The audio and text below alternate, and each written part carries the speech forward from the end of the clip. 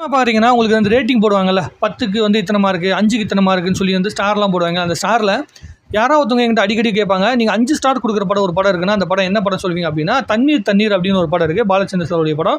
நம்மளுடைய சேனல் ரொம்ப நாளைக்கு முன்னாடி வந்து நான் வீடியோ போட்டிருக்கேன்.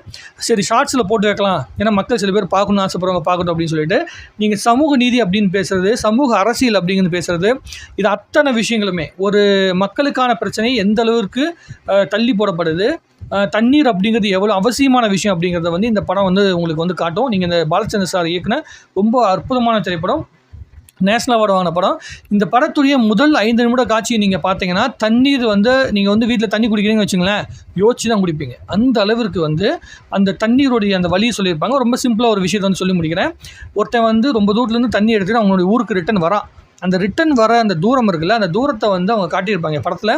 அவ்வளோ அற்புதமாக வந்து காட்சி அமைப்பத்திருப்பாங்க. நமக்கு என்னடா எப்படா அந்த வீட்டுக்கு வந்து சேருவான் அப்படின்னு நமக்கு தோன்ற அளவுக்கு வந்து அந்த காட்சி எடுக்கப்பட்டிருக்கும்.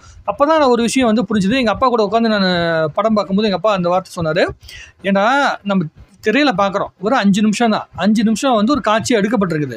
அந்த 5 நிமிஷம் காட்சி வரைக்குமே நடந்து போகிறதே நமக்கு அவ்வளோ பெயின்ஃபுல்லாக இருக்குது. அப்போ அவ்வளோ தூரத்துலேருந்து அந்த தண்ணி எடுத்து அந்த ஊருக்கு வரானா, அப்போ அவனுக்கு எவ்வளோ வலி இருக்கும் அப்படிங்கிறத அந்த டேரக்டர் கடத்தியிருக்காரு அப்படிங்கிற விஷயத்தை வந்து எங்கள் அப்பா சொன்னார். ரொம்ப ஆச்சரியமான விஷயமா இருந்துச்சு, ரொம்ப ரசிக்கும்படியான விஷயமா இருந்துச்சு.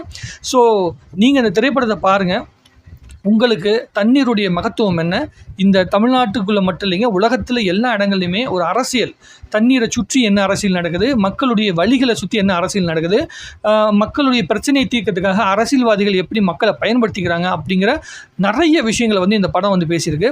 எனக்கு ரொம்ப ரொம்ப மனசுக்கு நெருக்கமான திரைப்படம். சில படங்களை நான் பார்த்தேன்னா ரிட்டர்ன் மறுபடியும் பார்க்கக்கூடாதுன்னு நினைப்பேன். அந்த வழியை வந்து நம்மளால் வந்து டைஜஸ்டே பண்ணிக்க முடியாது அப்படின்னு சொல்லுவாங்க. அந்த மாதிரியான ஒரு திரைப்படம் தான் இந்த திரைப்படம். யூடியூப்லேயே நீங்கள் தேடிங்கன்னா கிடைக்கும். பாலச்சந்தர் சார் வந்து இயக்குனர் சிகரம்னு நம்ம எதுக்கு சொல்கிறோம், அதுக்குண்டான மிக அற்புதமான வலியோடு இருக்கிற அந்த விஷயங்களை வந்து அந்த படத்தில் வந்து கடத்தியிருப்பாங்க.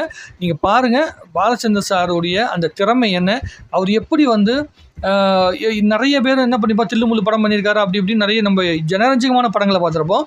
அவர் வந்து கதையம்சத்தோட ரொம்ப ஆழமான கதையம்சத்தோட படம் பண்ணியிருக்காருல, அந்த படத்தை வந்து பார்த்திங்கன்னா நம்ம நிறைய பேர் பார்த்துருக்க மாட்டோம். இந்த படத்தை பாருங்கள், உங்களுக்கு தெரியும் அவர் எவ்வளோ அற்புதமான இயக்குனர், மனித உணர்வுகளை எந்த அளவுக்கு அவர் புரிஞ்சிருக்காரு, மக்களுடைய மனசை எவ்வளோ தூரம் நெருங்கியிருக்காரு அப்படிங்கிறத நீங்கள் புரிஞ்சிக்க முடியும்.